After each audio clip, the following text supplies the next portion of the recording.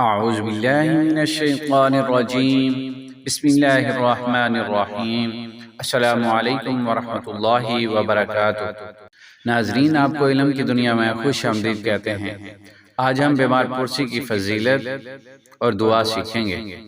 سیدنا علی رضی اللہ تعالیٰ عنہ بیان کرتے ہیں کہ میں نے رسول اللہ صلی اللہ علیہ وآلہ وسلم سے سنا کہ آپ فرما رہے تھے، جب کوئی مسلمان کسی دوسرے مسلمان کی بیمار پرسی کے لیے صبح کے وقت جاتا ہے تو شام تک 70,000 فرشتے اس کے لیے دعائے رحمت کرتے ہیں، اور اگر شام کے وقت بیمار پرسی کرے تو صبح تک 70,000 فرشتے اس کے لیے دعائے رحمت کرتے ہیں، اور جنت میں اس کے لیے ایک باغ لگا دیا جاتا ہے۔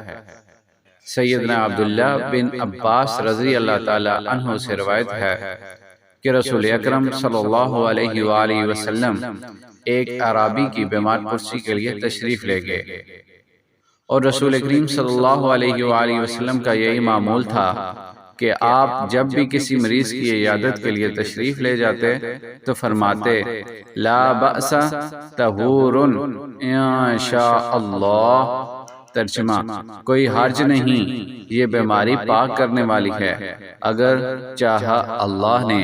صدق اللہ العلی العظیم۔